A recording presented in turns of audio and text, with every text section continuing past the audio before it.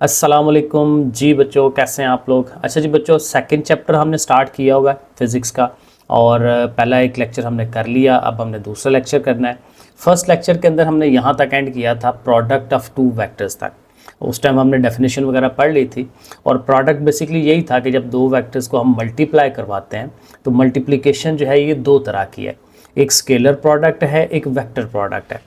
जब दो वेक्टर्स को मल्टीप्लाई करते हैं और उसका आंसर जो है वो स्केलर फॉर्म में आए, जिसमें डायरेक्शन कोई नहीं होती, मैग्नीट्यूड होता है, स्केलर पढ़ा था हमने, तो अगर उस फॉर्म में आता है तो उसको स्केलर प्रोडक्ट कहते हैं, और अगर वो वेक्टर फॉर्म में आता है तो फिर उसको ज़ाहिर है वेक्टर प्रोडक्ट कहते हैं। ये हमने लास्ट लेक्चर के एंड पे इसको हमने पढ़ा था डेफिनेशन को। अब यहाँ जो स्केलर या डॉट प्रोडक्ट है इसको थोड़ा सा तफसीलन जो है हम पढ़ते हैं और आगे फिर वेक्टर प्रोडक्ट भी पढ़ेंगे। सो यहाँ पे देखें वो कह रहा है the scalar product of two vectors A and b is written as a dot b. ये इसकी इंपॉर्टेंट चीज़ है कि इस दो वेक्टर्स के दरमियान आपने डॉट लगाना है। एक तो ज़ाहिर आम मल्टीप्लिकेशन का साइन होता है ना, ज़रब की फॉर्म में एक क्रॉस होता है ऐसे करके, तो वो नहीं हमने बनाना। यहाँ जस्ट डॉट है। डॉट का मतलब भी मल्टीप्लाई ही होता है, लेकिन ज़ाहिर है कि यहाँ इसको हम नाम ही अलग रख रहे होते हैं, डॉट प्रोडक्ट। तो डॉट प्रोडक्ट हमारे माइंड में फ़ौरन आ जाएगा कि ये स्केलर प्रोडक्ट है, तो इसकी एक अलहदा से पहचान जो है ये हमें इसको याद रखना है। सो ए डॉट बी होगा एंड इज़ डिफाइंड है, तो जी इसका फार्मूला है a dot B is equal to A b cos theta. दोनों के दरमियान ज़ाहिर है कोई एंगल बन रहा होगा ए और बी वेक्टर्स के दरमियान, तो उनके दरमियान जो एंगल है वो एंगल थीटा हम यूज़ करेंगे और उसका कॉज लेंगे। तो बहरहाल ये इसका फार्मूला है और इसकी थोड़ी सी एक्सप्लेनेशन जो है फार्मूले के नीचे मौजूद है। एक तो ये कि ये जो ए और बी हैं इस साइड पे, ये जो फार्मूले के अंदर ए और बी हैं, ये ए और बी के मैग्नीट्यूड्स है। वेक्टर ए और वेक्टर बी के मैग्नीट्यूड्स आपने लेने हैं कि वो 10 है, वो 5 है, तो उनके जस्ट नंबर्स आपने लिख देने हैं और फिर जो एंगल उनके दरमियान 30 डिग्री है, 60 डिग्री है, उसका आपने कॉज ले लेना है। तीनों को आपस में मल्टीप्लाई करना है तो एक सिंगल आंसर आ जाएगा। अब ज़ाहिर ये जो सिंगल आंसर आएगा इसमें कोई डायरेक्शन नहीं है, ठीक है, उसमें वेक्टर फॉर्म में वाली चीज़ नहीं है, मैग्नीट्यूड है सिर्फ। तो जब मैग्नीट्यूड है सिर्फ तो डेफिनेटली वो स्केलर क्वांटिटी होगी। तो इस तरह से ये फार्मूला हमें याद करना है, ठीक है। नीचे यही लिखा हुआ उसने, a and b are the magnitudes of a and b and theta is the angle between these two vectors. अब कहता है इसको अगर आपने फिजिकली इंटरप्रेट करना है, इसको समझना है, तो उसके लिए आप ऐसे ये दो वेक्टर्स बना सकते हैं। और नॉर्मली तो यही होता है ना, लेट्स सपोज एक वेक्टर यहाँ पे है तो एक वेक्टर यहाँ पे भी हो सकता है, इधर भी हो सकता है, लेकिन हम फिर ये ज़ाहिर अपने समझने के लिए हम इसको क्या करेंगे कि सपोज करेंगे कि दोनों का जो स्टार्टिंग पॉइंट है वेक्टर्स का वो एक जैसा ही है, एक ही पॉइंट से वो दोनों शुरू होते हैं। तो वो ज़ाहिर यहाँ पे देखें ये जो पॉइंट है ये वाला, ये इनका दोनों का स्टार्टिंग पॉइंट है। ये जो ब्लू वाला वेक्टर है ए और ये रेड वाला वेक्टर बी जो है वो एक ही स्टार्टिंग पॉइंट से स्टार्ट ले रहे हैं। पहला हमने ये पॉइंट रखना है क्योंकि ज़ाहिर है फिर उसका एनालाइज करना, उसको समझना आसान हो जाता है और उनके दरमियान अब हमें एंगल थीटा जो है वो बेहतर अंदाज में समझ आएगा इस तरह से। और अगर बी से आप ऐसे एक वर्टिकली नीचे को लेके आए तो जाहिर है कि आपके पास एक राइट एंगल ट्रायंगल भी बन जाती है। तो परपेंडिकुलर, हाइपरनस और बेस, ज़ाहिर है जो भी हमारे पास पाइथागोरस थ्योरम की चीज़ें थी मैथ वाली, वो हम यहाँ पे यूज़ कर सकेंगे। सो यहाँ देखिए लिख रहा है for physical interpretation of dot product of two vectors A and b these are first brought to a common origin. ज़ाहिर है एक ओरिजिन पे लेके आए जो मैंने आपको बताया। Then a dot B is equal to a projection of b on a. अब ये थोड़ी सी हल्का सा समझने वाली बात है कि ए देखें, ये जो फार्मूला है हमारा ए इंटू बी कॉस थीटा, हम ऐसे इसको लिख सकते हैं ना, ए को आप अलहदा कर दें इतना, और ये जो पार्ट है बी कॉस थीटा इसको आप अलहदा कर सकते हैं। अब ये जो बी कॉस थीटा है ना, अगर इसको आप डायग्राम के हिसाब से समझे ना, तो ये basically projection of b on a बनता है। प्रोजेक्शन ऑफ बी का मतलब कि बी का साया पड़ रहा है ए के ऊपर। अब ज़ाहिर है आपने पढ़ा होगा वो जो रेक्टेंगुलर कंपोनेंट्स हमने पढ़े थे कि किसी भी वेक्टर को उसके एक्स कंपोनेंट और वाई कंपोनेंट में कन्वर्ट किया जा सकता है। ऐसे करके वेक्टर एक बना हुआ है, यहाँ फोर्स एक बनी हुई है, तो उसका एफ एक्स हमने बनाया था एक्स एक्सिस के अलॉन्ग और एक एफ वाई बनाया था वाई एक्सिस के अलॉन्ग, ठीक है ना। और फिर वो हमने वो उसके फार्मूले भी पढ़े थे, f x is equal to f cos theta होता था, f y is equal to f sine theta होता था, ठीक है। तो इस तरह से तो अब यहाँ पे देखें ये जो ये वाला पार्ट है ये बी कॉस थीटा बनता है, ये नीचे वाला पार्ट, क्योंकि अगेन आप देखें कॉस थीटा का फार्मूला क्या था, ट्रिग्नोमेट्री में हमने पढ़ा हुआ है इसके अंदर कि उसमें था base over hypotenuse is equal to cos theta. Cos theta का फॉर्मूला था बेस ओवर हाइपोटेन्यूज। तो ये देखें बेस क्या चीज़ है, ये ए वेक्टर है और ये जो हाइपोटेन्यूज है ये क्या है, बी वेक्टर है। क्योंकि देखें यहाँ पे इस जगह पे 90 डिग्री है ना, तो ये हाइपोटेन्यूज उसके सामने, तो बेस ओवर हाइपोटेन्यूज यानी a over b is equal to cos theta. So देखें a over b is equal to cos theta, और b उठ के उधर चला जाए तो a is equal to cos theta. ठीक है, ऐसे करके हम बना सकते हैं कि ये जो a है वो बेसिकली कॉस थीटा के बराबर है। ठीक है, तो इस तरह से b cos थीटा के बराबर है। तो इसका मतलब ये हुआ कि ये जो b cos थीटा है ये बेसिकली क्या है, b का प्रोजेक्शन है ऑन a वेक्टर के ऊपर। a वेक्टर हम देखें ना यहाँ पे x एक्सिस के ऊपर ले रहे हैं, तो b का जो कंपोनेंट, वो कंपोनेंट जो x एक्सिस के अलोंग है, ठीक है, उसको हम कहते हैं b cos थीटा। ऐसे करके हम उसको कह सकते हैं। और यही चीज़ उल्ट कह सकते हैं, रिवर्स, यानी बजाय इसके देख आपने a को अलहदा किया और b cos थीटा लिख लिया, तो आप a को इधर रख लें, b को इधर रख लें, तो b into a cos theta वो भी आप बना सकते हैं। सो देखें आगे उसी को एक्सप्लेन कर रहा है कि a dot b is equal to a, वही जो हमने कहा था ना, ये क्या है, projection of b on a। तो projection of b on a को हम इस तरह से भी पढ़ सकते हैं, मैग्नीट्यूड यानी कि quantity of component of b के कंपोनेंट्स होते थे ना, कोई भी वेक्टर है तो उसके दो पार्ट्स बना लें, तो b का वो कंपोनेंट जो कि a की डायरेक्शन में है, तो b का वो कंपोनेंट जो a की डायरेक्शन में है, यानी कि b cos थीटा। ठीक है ना, b का जो bx कह लें तो by जो है वो इस तरफ को होता है, तो b का वो कंपोनेंट हमने लेना है जो a के अलोंग है, तो उसको हम इस तरह से भी पढ़ सकते हैं। यानी आप उसको projection of b on a भी कह सकते हैं, और आप उसको इस तरह से भी कह सकते हैं, magnitude of the component b in the direction of a। ठीक है, तो a into b cos theta या a b cos थीटा एक ही बात है। और दूसरा पॉइंट जो भी मैं थोड़ा सा एक्सप्लेन किया था कि आप इसको b डॉट a भी कर सकते हैं, और ज़ाहिर उसमें फिर b पहले हो जाएगा, a आगे चला जाएगा cos थीटा के साथ। ठीक है, तो अब a cos थीटा जो है वो क्या होगा, वो a का कंपोनेंट होगा अलोंग b। अब ये उसने देखें ये डायग्राम यहाँ पे उसकी बना दी है। ठीक है ना, ये a का, अब फॉर एग्जांपल सूरज यहाँ पे है इस तरफ, और उसकी रोशनी जो है इधर को पड़ रही है, तो जाहिर है जो a का साया है वो b पे पड़ना है। इसको हम उर्दू में इसी तरह ही एक्सप्लेन कर सकते हैं ना, projection of a along b। ठीक है, तो ये जो b की तरफ है वो a cos थीटा जो है वो b की तरफ आ जाएगा, जैसे यहाँ पे जो b cos थीटा था वो a के ऊपर आ रहा था। ठीक है, b का वो कंपोनेंट जो a के अलोंग है, तो इसको हम इस तरह पढ़ सकते हैं, a का वो कंपोनेंट, क्योंकि अब a को हम उसके कंपोनेंट्स में डिवाइड कर रहे हैं, तो a का वो कंपोनेंट जो b के अलोंग है, तो उसको हम कह सकते हैं a cos थीटा। तो इस तरह से हम इसको पढ़ सकते हैं। अब यहाँ तक तो उसकी एक्सप्लेनेशन हो गई। ठीक है, अब आगे वो एग्जाम्पल हमें दे के समझाएगा कि ये स्केलर प्रोडक्ट किस तरह से चीज़ों में बनता है। कहता we come across this type of product, यानी कि ये जो मल्टीप्लिकेशन है दो वेक्टर्स की, ये कब आती है, when we consider work done by a force. अब वो ज़ाहिर हमने ये पीछे पढ़ा हुआ 9th के अंदर कि एक फोर्स जो है ये किसी बॉडी पे एक्ट करती है, तो उस बॉडी को जो है कुछ डिस्टेंस तक वो ट्रेवल करवाती है। तो वर्क डन का फार्मूला था W is equal to f into s. तो ये जो एफ इंटू एस है ये बेसिकली डॉट प्रोडक्ट है, यही वो एक्सप्लेन कर रहा है कि work done by a force f whose point of application moves a distance d in the direction making an angle theta. ये वही है जैसे हम वर्क को हम एक्सप्लेन करते हैं। ये डायग्राम के अंदर उसने एक वुडन ब्लॉक बनाया हुआ है और इस पर फोर्स एफ जो है हम लगा रहे हैं, और एफ जो है ज़मीन के साथ एक्स एक्सिस के साथ थीटा एंगल लेके बना रही है, और उसको ज़ाहिर है वो ज़मीन के ऊपर जो है स्लाइड करवा आएगी, और डिस्टेंस s या d, यहाँ पे d इस्तेमाल हुआ है, तो डिस्टेंस d जो है वो ट्रैवल करता है। तो फिर उसका फार्मूला जो है वर्क डन का फार्मूला, वो फिर हम क्या बनाते हैं, effective component of force in the direction of the motion into distance move. अब देखिए उसी पॉइंट ऑफ व्यू से जैसे ऊपर हमने किया कि लेट्स सपोज, जैसे हम शुरू में पहला एक्सप्लेन किया था हमने कि ये हमारा b वेक्टर है, तो इसका प्रोजेक्शन जो है वो इसके ऊपर पड़ रहा हो, तो वो क्या होगा, b cos थीटा था, तो b cos थीटा, ये अब ये f है तो f cos थीटा होगा, तो f cos थीटा उसको लेंगे, तो साथ वो ज़ाहिर है ये जो d है नीचे एक कंपोनेंट है वो भी हमारा आना है, तो f cos theta into d यानी f d cos थीटा। क्योंकि वहाँ पे भी हम यही पढ़ते थे ना, वहाँ पे वैसे हम डॉट प्रोडक्ट नहीं थे पढ़ते 9-10 में, वो हम सिर्फ ये कह देते f इंटू एस। अब s को जगह उसने d यूज़ कर लिया, अब इंटू नहीं करना, यहाँ पे डॉट प्रोडक्ट है और फोर्स के साथ। ठीक है, तो फोर्स का कंपोनेंट, क्योंकि देखना अब इसका फार्मूला डॉट प्रोडक्ट क्या होगा, f, अब ज़रा लिखना ज़रा मेरा स्लो है, एफ डी, और ऐसे फार्मूला इसका बनना है डॉट प्रोडक्ट का cos थीटा। ठीक है ना, तो अब f और cos थीटा को लैदा कर दे, d को लैदा कर दे, तो f cos थीटा वो ज़ाहिर है f का कंपोनेंट आ गया d की तरफ, वो f cos थीटा, और d अकेला लैदा से। तो इस तरह से भी एक्सप्लेन कर सकते हैं।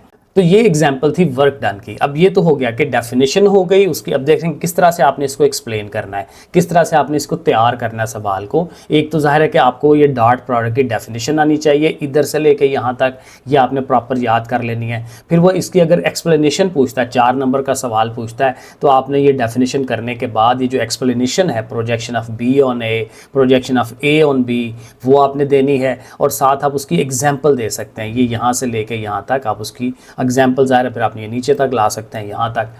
ठीक है, तो ये 3 पार्ट्स, डेफिनेशन, उसकी थोड़ी एक्सप्लेनेशन और साथ एग्जाम्पल, तो प्रॉपर एक लॉन्ग सवाल जो है इसका बन जाता है डॉट प्रोडक्ट वाला।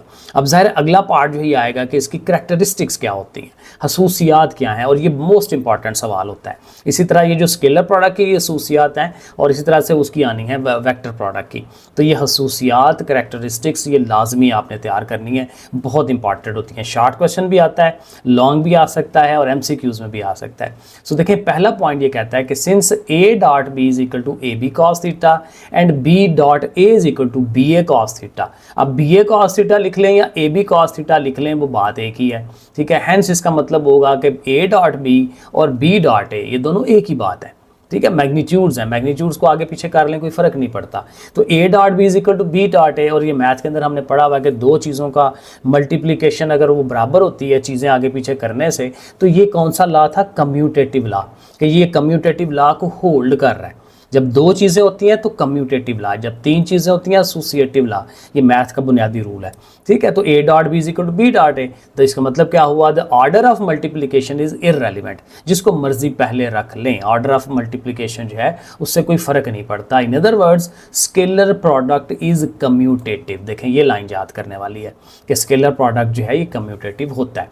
नंबर 2 क्या कहता है, the scalar product of 2 mutually perpendicular vectors, यानी ऐसे वेक्टर्स हैं जो एक दूसरे के साथ 90 डिग्री का एंगल बना रहे हैं, तो फिर क्या होगा, उनका जो स्केलर प्रोडक्ट है वो 0 हो जाएगा।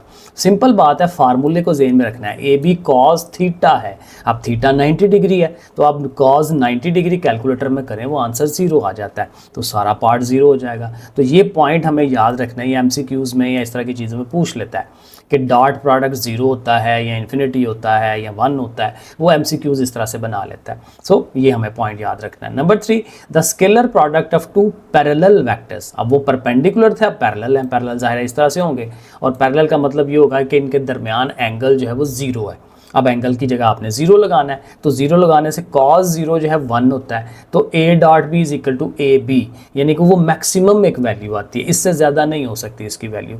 सो देखें लिख रहा है the scalar product of 2 parallel vectors is equal to the product of their magnitudes, just magnitudes को ज़रब दे लें तो आपको मिल जाता है, क्योंकि cos वाला पार्ट तो ख़त्म हो गया, वो 1 हो गया। ठीक है, तो ये इस तरह से थर्ड पार्ट भी आ गया।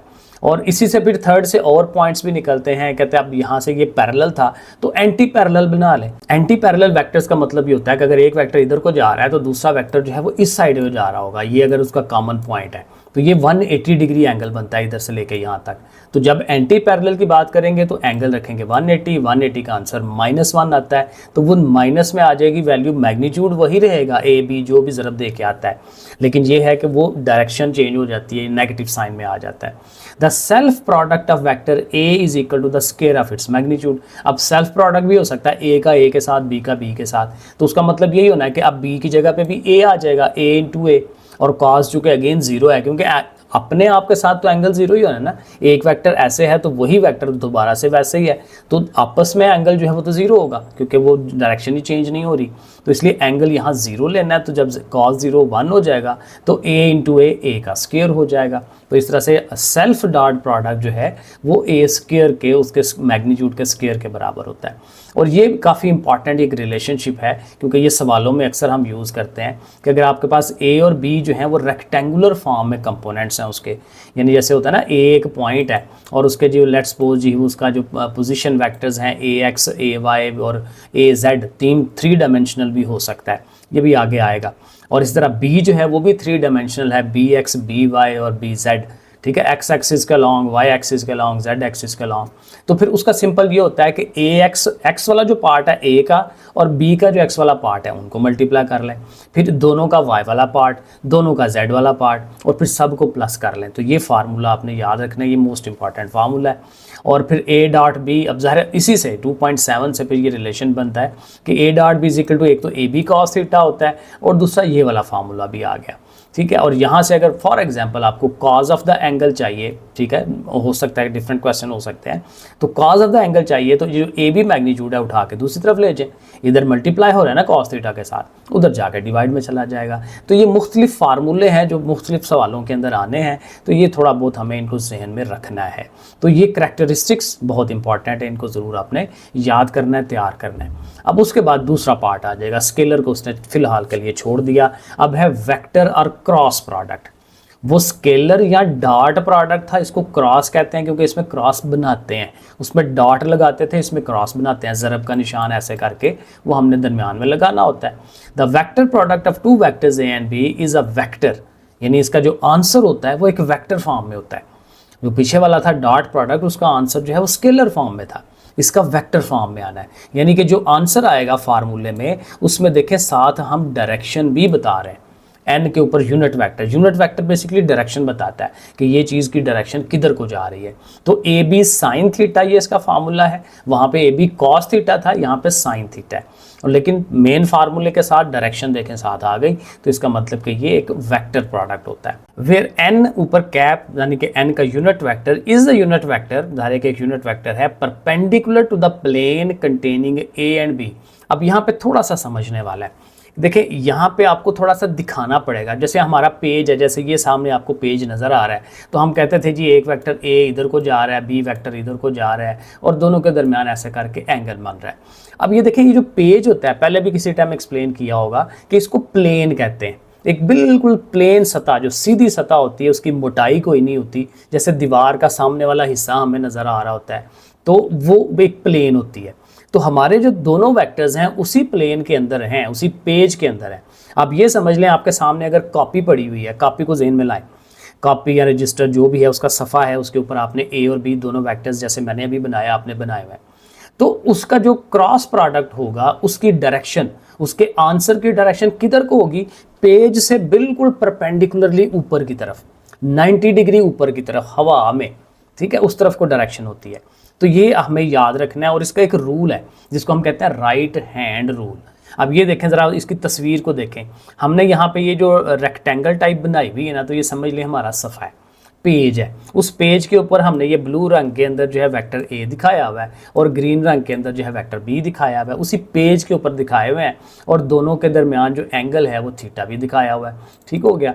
अब ये दोनों प्लेन के अंदर है। अब इसका जो आंसर आना है, जो ए क्रॉस बी है, वो देखें बिल्कुल 90 डिग्री हमने ऊपर की तरफ शो कराया, और यही एन यूनिट वेक्टर है, और ये इसकी डायरेक्शन ऊपर की तरफ जाती है, और ये 90 डिग्री, ये देखें यहाँ पे ये ऐसे करके 90 डिग्री है, ठीक है, पेज के साथ। ए और बी की बात नहीं हम कर रहे, ए और बी दोनों पेज के ऊपर ही हैं। तो जो भी प्लेन होगी, पेज हम उसकी एक एग्जांपल समझ रहे हैं, तो कोई भी प्लेन जिसके ऊपर ये दोनों वेक्टर्स हों, तो उनके 90 डिग्री के ऊपर हमारा जो है ये क्रॉस प्रोडक्ट जो है उसकी डायरेक्शन होती है। पहली बात तो ये। अब ये डायरेक्शन किस तरह से मेजर करते हैं, उसके लिए वो उसने रखा हुआ है, यहाँ कहीं लिखा होगा, ये देखें राइट हैंड रूल। ये भी अगेन बड़ा इंपॉर्टेंट है, ये लहदा से क्वेश्चन पूछ लेते हैं कि राइट हैंड रूल क्या है। तो हम ये बताएंगे कि राइट हैंड रूल ये है कि हमारे अगर दो वेक्टर्स हैं ए एंड बी, और उनको हमने पेज पे बनाया हुआ है, तो उनके जो एंगल की डायरेक्शन है, ये आपने देखना है कि डायरेक्शन ये होगी कि ए मूव करके आहिस्ता आहिस्ता बी की तरफ जाए, ए से बी की तरफ। अब उसके लिए कहता है कि आपका ये जो हाथ है ना, राइट हैंड, इसको आपने सामने रखना है और उसको ऐसे बनाना है। अब ये आप देखें, आपकी उंगलियां जो हैं उनकी कुछ डायरेक्शन बन रही होती है, और थंब आपका जो है ऊपर की तरफ जा रहा होता है। ठीक है, आप मेरी तस्वीर की तरफ देखें, तो ये थंब ऊपर की तरफ जा रहा होता है, तो थंब जो है वो बताएगा कि ए क्रॉस बी जो है, जो आंसर आना है उसकी डायरेक्शन किधर को होगी, 90 डिग्री। और ये जो हमारी उंगलियां जो कर्व हो रही हैं, वो बेसिकली बता रही होती हैं कि ए से बी की तरफ जा रहे हैं या बी से ए की तरफ आ रहे हैं।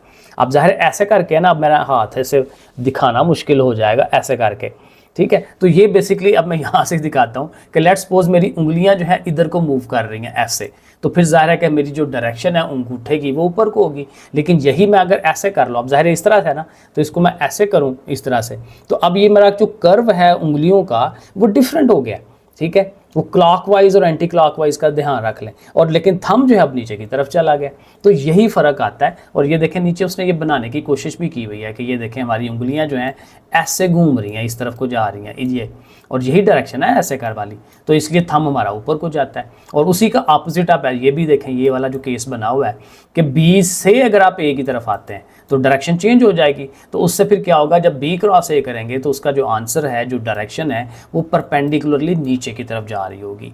तो ये थोड़ा सा हमें याद रखना है। अब इसको एक दफ़ा पढ़ लेते हैं, क्योंकि वैसे तो समझ लिया। कहता है वेयर एन कैप जो है is a unit vector perpendicular to the plane, ज़ाहिर प्लेन के वो 90 डिग्री पे होता है, कंटेनिंग ए एंड बी, उस प्लेन के जिसके अंदर ए और बी मौजूद है, जैसे फिगर में है। Its direction can be determined, जैसे कि इसकी डायरेक्शन क्या होगी ए क्रॉस बी की, वो हम राइट हैंड रूल से समझते हैं। फॉर दैट पर्पज, इस मकसद के लिए, place together the tail of the vector. Again start यही करते हैं कि ए और बी वैक्टर जो है उनकी जो टेल है वो एक जगह से ही ए पॉइंट से स्टार्ट हो रही हो, ठीक है। तो tail of the vector A and B to define the plane, ज़ाहिर पता चल जाए कि हमारी प्लेन क्या है। तो ये प्लेन हमने रेक्टेंगुलर बना ली हुई है। The direction of the product vector, यानी कि ज़ाहिर है कि जो आंसर आना है उसकी direction is perpendicular to this plane, वो इस प्लेन के 90 डिग्री एंगल पे होती है। Rotate the first vector a into b, a से बी की तरफ आप जब जाएंगे, रोटेट करेंगे through the smaller of the two possible angles. आप ज़ाहिर है कि बेसिकली दो एंगल्स बन रहे होते हैं ना, ए से बी छोटा एंगल बन रहा है, लेकिन आप ए से बजाय इधर उधर को जाने के आप ऐसा घूम के भी तो जा सकते हैं ना, तो ये बड़ा एंगल है, तो वो कह रहा है छोटे एंगल पर जाना, बड़े एंगल की तरफ नहीं जाना। तो ये भी ज़हन में रखना है, ठीक है। तो कहता है कि स्मॉलर एंगल की तरफ से आप घूमते हुए आएंगे, ठीक है। एंड कर्ल द फिंगर्स, और अपनी फिंगर्स को कर्व करें, जैसे मैंने आपको बताया। अब द राइट हैंड, अपने सीधे हाथ का, इन the direction of the rotation, वो रोटेशन की डायरेक्शन में आ जाएगा। Keeping the thumb erect, thumb को इरेक्ट रखना है, बिल्कुल सीधा रखना है। The direction of the product vector will be along the erect thumb. तो जाहिर है कि वो जो ए क्रॉस बी बन रहा है उसका आंसर आना है, उसकी डायरेक्शन किधर को होगी, थंब की तरफ होगी, as shown in the figure. वो नीचे फिगर में भी उसने 2.4b में दिखाया हुआ है। Because of this directional rule, इस रूल की वजह से जब बी क्रॉस ए करेंगे, उसका अपोजिट, ए क्रॉस बी का अपोजिट बी क्रॉस ए जब करेंगे, इज अ वेक्टर, वो एक ऐसा वेक्टर होगा जो अपोजिट होगा in the sign to A cross B. Magnitude वही आएगा, लेकिन उसकी डायरेक्शन जो है वो साइन चेंज हो जाएगी, क्योंकि वो उसी से, आप देखें ना, ये ऐसे ऊपर की तरफ है, ये ऐसे नीचे की तरफ है, तो ये दोनों देखें एक दूसरे के साथ 180 का एंगल बना रहे हैं, क्योंकि यहीं से आप नीचे लेके जा सकते हैं ना, जैसे ये नीचे की तरफ गया हुआ है, तो इसलिए ये जो दरमियान एंगल है वो 180 का है। तो 180 डिग्री रोटेट कर रहा है, तो वो कहता है कि वो माइनस में हो जाएगा, वही चीज़ लेकिन अपोजिट साइड पे। तो इसलिए a cross B is equal to minus b cross a, तो ये हमें इसका याद रखना है। तो बहरहाल ये सारी एक्सप्लेनेशन होगी, इसको सारा रेडी करें, बड़ा अच्छा ये सवाल है। अब यहाँ पे भी इसकी करैक्टरिस्टिक्स आएंगी, खसूसियात आएंगी। सो नंबर 1 क्या कहता है, since A cross B is not the same as B cross A, ज़ाहिर है कि दोनों आंसर्स डिफरेंट आ रहे हैं, एक पॉजिटिव आ रहा है, एक नेगेटिव आ रहा है। The cross product is non commutative, A dot B जो था वो डॉट प्रोडक्ट वो कम्यूटेटिव था, लेकिन ए क्रॉस बी कम्यूटेटिव नहीं है। तो ज़ाहिर है इसको हमें फिर याद रखना है, दोनों में फ़र्क याद रखना है। नंबर 2 कहता है the cross product of two perpendicular vectors, ज़ाहिर है जब परपेंडिकुलर होंगे तो एंगल थीटा 90 डिग्री का बनेगा, तो उसमें भी ज़ाहिर है उनकी जो मैग्नीट्यूड है वो मैक्सिमम होना है, क्योंकि साइन 90 डिग्री 1 होता है, तो साइन 90 डिग्री 1 होगा तो ए क्रॉस बी ए बी के बराबर आ जाएगा, तो उन्हीं के मैग्नीट्यूड्स के प्रोडक्ट के बराबर आ जाएगा। नंबर 3 अगेन डिफरेंट एंगल्स की बात कर रहे हैं, अब थीटा 0 भी हो सकता है, 180 भी हो सकता है। अब साइन 0 भी 0 होता है, साइन 180 भी 0 होता है, तो क्रॉस प्रोडक्ट 0 हो जाएगा। यानी कि अगर पैरेलल वेक्टर्स हैं तो पैरेलल वेक्टर्स का क्रॉस प्रोडक्ट नहीं होता, ठीक है। पैरेलल हो जाए, एंटी पैरेलल हो जाए तो क्रॉस प्रोडक्ट 0 आता है, ये भी हमें याद रखना है। और उसी से फिर एक रिजल्ट बनता है बड़ा इंपॉर्टेंट, कि जो क्रॉस प्रोडक्ट सेल्फ वाला है अपने आप के साथ ही, a cross a b cross a, तो वो भी 0 होता है, क्योंकि अपने आप के साथ एंगल 0 होता है, ठीक है। एक वेक्टर वही, दूसरा भी उसी के ऊपर ओवरलैप कर रहा है, तो एंगल 0, तो फिर सेल्फ जो क्रॉस प्रोडक्ट है उसका आंसर 0 आता है, ये आपने याद रखना है। अब देखना सेल्फ जो डॉट प्रोडक्ट था उसका आंसर मैक्सिमम था, ए स्क्वायर था, यहाँ पे 0 है, तो दोनों में फ़र्क हमें याद रखना है। और 4th पॉइंट कहता है the magnitude of A cross B is equal to the area of the parallelogram, ये भी बड़ी इंपॉर्टेंट बात है क्योंकि कहता है जब क्रॉस प्रोडक्ट लेंगे ना तो ए क्रॉस बी और ए बी साइन थीटा जो आता है फार्मूला, वो बेसिकली उनकी जो रेक्टेंगल बनती है, देखें ए इधर बन रहा है ना, तो ए इधर जो एंगल यहाँ बन रहा है उसी एंगल के साथ ए आप इधर को बना लें, और जैसे ये बी एंगल आपकी ये लाइन बन रही है तो बी की लाइन इधर बना लें, तो देखें एक पूरी रेक्टेंगल आप पैरेललोग्राम आ गई। तो पैरेललोग्राम या रेक्टेंगल, उसका फार्मूला एरिया फाइंड करने का क्या होता था कि वही बेस इनटू हाइट को मल्टीप्लाई कर लें, तो यहाँ पे भी ए और ज़रा बी कर रहे होंगे तो वो आंसर आ जाएगा। तो इसलिए वो कह रहा है the magnitude of A cross B is equal to the area, definitely area निकलता है of the parallelogram formed with A and B. तो ये भी कहीं ना कहीं हम इसको इस्तेमाल कर लेंगे। और लास्ट पे ये दो एग्जांपल्स हैं, ये कर लेते हैं क्योंकि उसके बाद ये इक्वेशंस ऑफ मोशन है, ये एक अलग टॉपिक है, इसको हम बाद में करते हैं अगले लेक्चर में। सो एग्जांपल जैसे वहाँ पे डॉट प्रोडक्ट की एग्जांपल थी वर्क डन की, तो यहाँ पे इसकी एग्जांपल्स जो है ये एक तो टार्क वाली एग्जांपल है और एक और दो एग्जांपल हैं, ये ज़रा पढ़ लेते हैं। कहता है when a force F is applied on a rigid body, किसी भी बॉडी पे जब फोर्स लगाते हैं, वर्क डन में भी फोर्स ही लगा रहे थे लेकिन उसका काम हो रहा है, इसका काम हो रहा है, on a rigid body at a point whose position vector is r from any point on the axis about which the body rotate। जैसे दरवाजे की एग्जांपल हम कहते हैं कि जी कब्ज़ों की तरफ से वो फिक्स होता है और जहाँ हैंडल की तरफ हम फोर्स लगा रहे हैं, तो जहाँ पे फोर्स लगा रहे हैं उस पॉइंट से एक्सिस ऑफ रोटेशन तक जो डिस्टेंस होता है उसको वो आर कह रहा है। तो एक तो फोर्स हमें चाहिए होती है और एक वो आर चाहिए होता है, जिसको हम मोमेंट आर्म भी पढ़ते थे।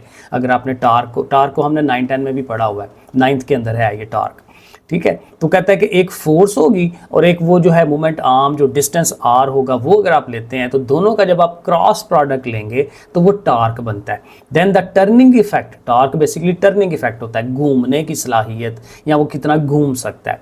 Then the turning effect of the force का वो हिस्सा जो उसको घुमाने पे मजबूर करेगा, कॉल्ड द टार्क, उसको हम टार्क कहते हैं, टा इस तरह से उसको शो कराते हैं, is given by the vector product of R and F. तो tau is equal to R cross F. ये असल बात है, आपने याद रखनी है कि इनके दरमियान डॉट नहीं लग रहा है, इनमें क्रॉस लग रहा है, क्योंकि इसमें फिर हमें टार्क की डायरेक्शन बतानी होती है, ठीक है। वो जो वर्क डन था उसकी वर्क डन की डायरेक्शन बताने की ज़रूरत नहीं होती, यहाँ पे हमें डायरेक्शन बतानी है कि जो घूमने का इफेक्ट है वो किधर को लग रहा है, किस डायरेक्शन में लग रहा है, तो ये डायरेक्शन इसमें मस्ट होती है, इसलिए क्रॉस आएगा। और सेकंड एग्जांपल कहता है द फोर्स एफ, यहाँ पे भी फोर्स है लेकिन ये कौन सी फोर्स है, on a particle of charge Q, वो जो छोटे छोटे पार्टिकल्स हैं, एटम्स, मॉलिक्यूल्स और प्रोटॉन, न्यूट्रॉन्स, उनकी वो बात कर रहा है।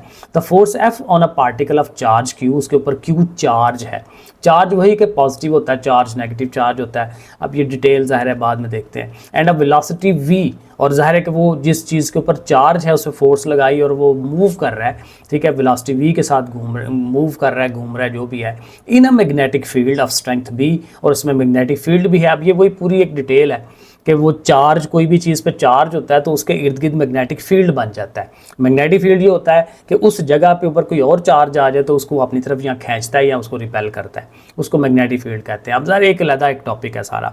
तो मैग्नेटिक फील्ड की स्ट्रेंथ भी हो हमारे पास भी, तो उसके लिए फिर क्या है कि is given by the vector product of v into B.